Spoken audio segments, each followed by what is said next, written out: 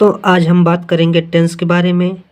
Tense क्या होता है, टेंस के कितने प्रकार होते हैं, इसके अनुवाद उदाहरण सहित सब पहचान देखेंगे। देखिए दिया गया है टेंस। टेंस मतलब होता है काल और काल मतलब होता है समय। समय हमारा 3 प्रकार का होता है। पहला होता है वर्तमान समय जो चल रहा होता है जिसे कहते हैं प्रेजेंट टेंस।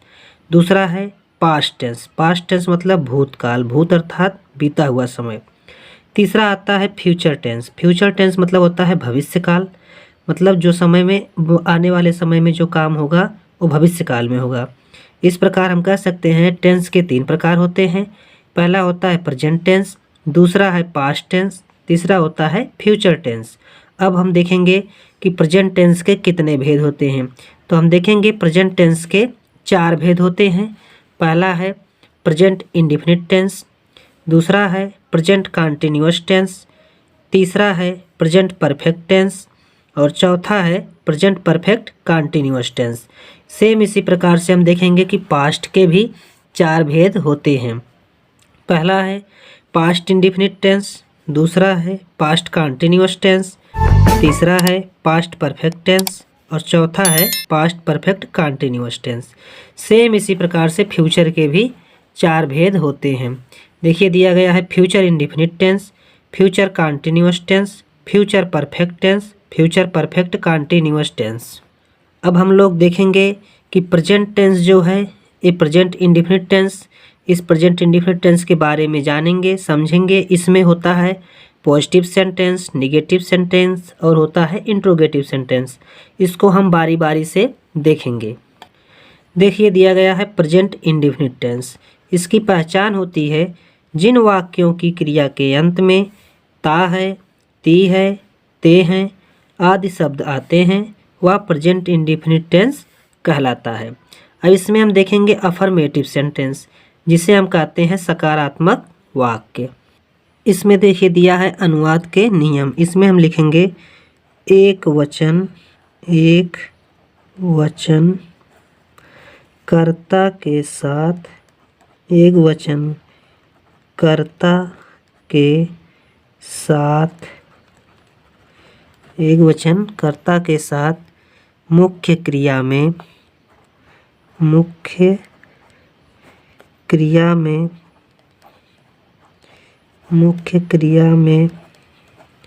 यस या ईएस लगाते हैं, यस या ईएस लगाते हैं। देखिए इसमें दिया है एक वचन कर्ता। एक वचन कर्ता मतलब होता है ही, सी, इट या किसी का नाम, हम उसे एक वचन कर्ता के अंतर्गत रखते हैं। दूसरा देखिए दिया है बहुवचन कर्ता। बहुवचन कर्ता, बहुवचन कर्ता के साथ यस या ईएस का प्रयोग नहीं करते हैं, यस या ईएस का प्रयोग नहीं करते हैं। इसमें यस या ईएस नहीं लगाते हैं। क्यों नहीं लगाते हैं? क्योंकि ये बहुवचन है। इसमें लिखा है एक वचन कर्ता के साथ मुख्य क्रिया में यस या ईएस लगाते हैं तथा बहुवचन कर्ता के साथ मुख्य क्रिया में यस या ईएस का प्रयोग नहीं करते हैं। अब हम लोग इसका फार्मूला देखेंगे। फार्मूला इसका होता है कर्ता प्लस मुख्य क्रिया, कर्ता प्लस मुख्य क्रिया प्लस यस या ईएस। यस या ईएस कब लगता है? एक वचन कर्ता के साथ। कब लगता है? एक वचन कर्ता के साथ लगता है। प्लस ऑब्जेक्ट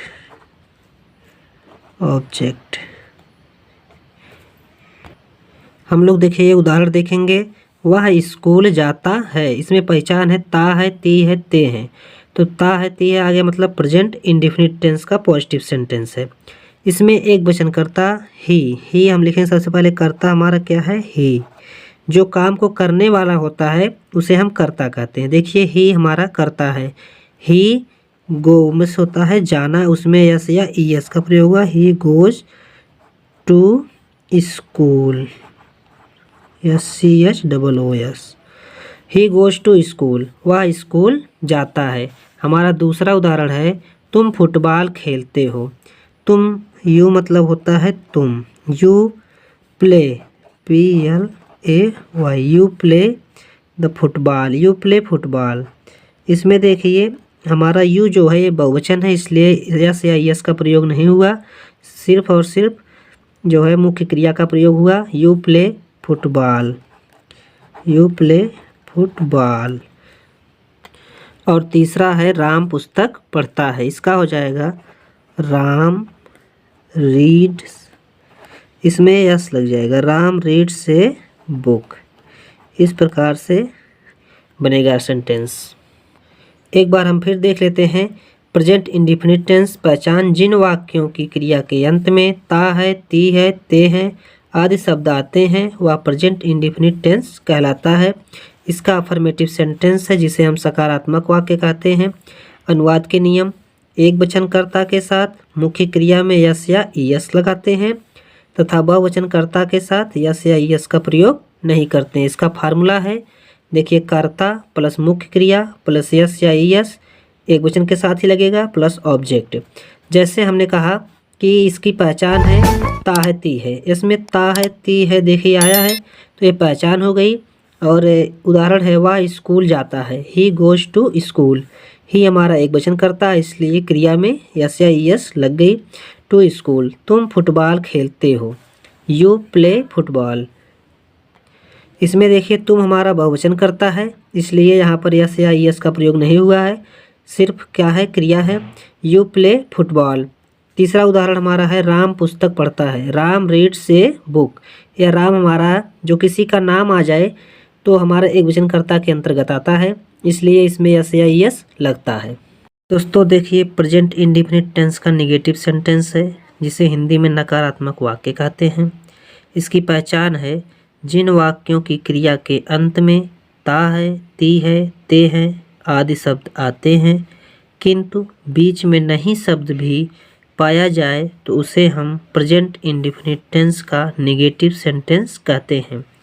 जब बीच में नहीं शब्द पाया जाएगा तो वहाँ प्रेजेंट इंडेफिनिट टेंस का नेगेटिव सेंटेंस होगा। देखिए हम अनुवाद के नियम लिखते हैं। नियम नंबर 1 है ही see it, he see it या ही सी इट या एक वचन, ही सी इट या एक वचन कर्ता के साथ, एक वचन कर्ता के साथ, ही सी इट या वचन कर्ता के साथ सहायक क्रिया, सहायक क्रिया, सहायक क्रिया डज, सहायक क्रिया डज का प्रयोग करते हैं, डज का प्रयोग करते हैं। दूसरा दिया गया है, दूसरे नंबर पर है I we you they, I we you they तथा बहुवचन, तथा बहुवचन कर्ता, बहुवचन कर्ता के साथ, बहुवचन कर्ता के साथ सहायक क्रिया, सहायक क्रिया डू का प्रयोग करते हैं, सहायक क्रिया डू का प्रयोग करते हैं। देखिए अनुवाद के नियम में दिया है ही सी इट या एक वचनकर्ता के साथ सहायक क्रिया डज का प्रयोग करते हैं तथा आई वी यू दे तथा बहुवचनकर्ता के साथ सहायक क्रिया डू का प्रयोग करते हैं। तीसरे नंबर पर हम लिख सकते हैं नहीं, नहीं के लिए, नहीं के लिए नॉट का प्रयोग करते हैं, क्योंकि ये नेगेटिव सेंटेंस है इसलिए नहीं के लिए नॉट का प्रयोग करते हैं। इसका फार्मूला देखेंगे। सबसे पहले लिखेंगे कर्ता प्लस सहायक क्रिया, कर्ता प्लस सहायक क्रिया। सहायक क्रिया क्या है? डू या does, do does plus not plus हम लिखेंगे मुख्य क्रिया प्लस ऑब्जेक्ट। ये हमारे फार्मूला है। कर्ता प्लस सहायक क्रिया do does plus not plus मुख्य क्रिया प्लस ऑब्जेक्ट। देखिए उदाहरण दिया गया है, वह बाजार नहीं जाता है। इसका हो जाएगा he does not go to market. He does not go to market, वह बाजार नहीं जाता है। दूसरा है तुम किताब नहीं पढ़ते हो। यहाँ पर हमारा कर्ता बहुवचन है इसलिए अब की बार सहायक क्रिया डू नॉट लगेगी। देखिए दिया है यू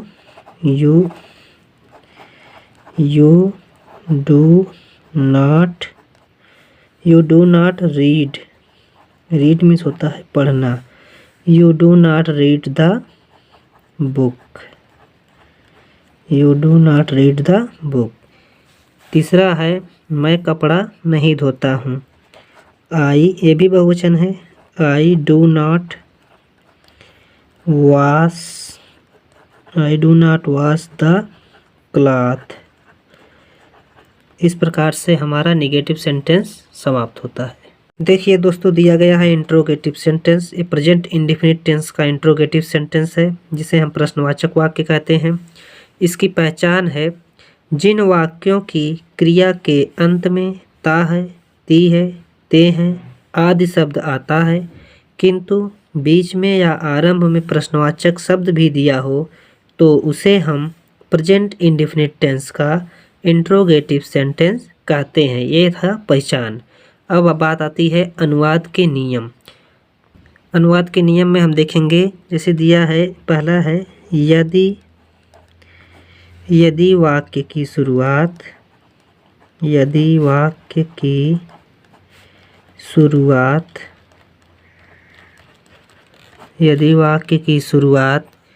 क्या शब्द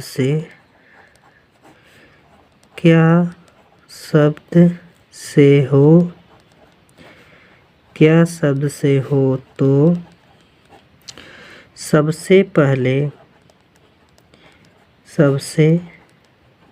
तो सबसे पहले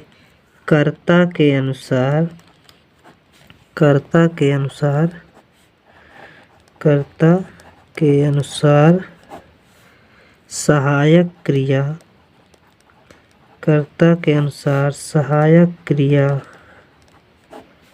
का प्रयोग करते हैं। सहायक क्रिया का प्रयोग करते हैं।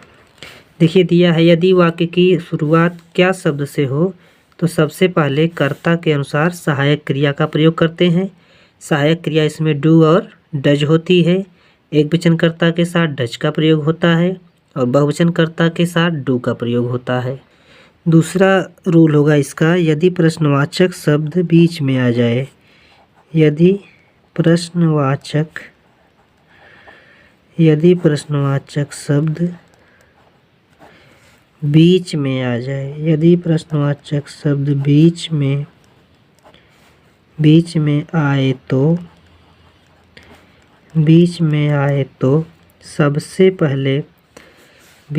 तो सबसे पहले उस प्रश्नवाचक शब्द की, जो शब्द बीच में आएगा उस प्रश्नवाचक शब्द की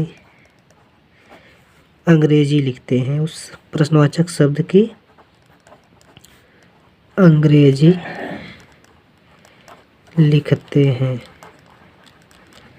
लिखते हैं।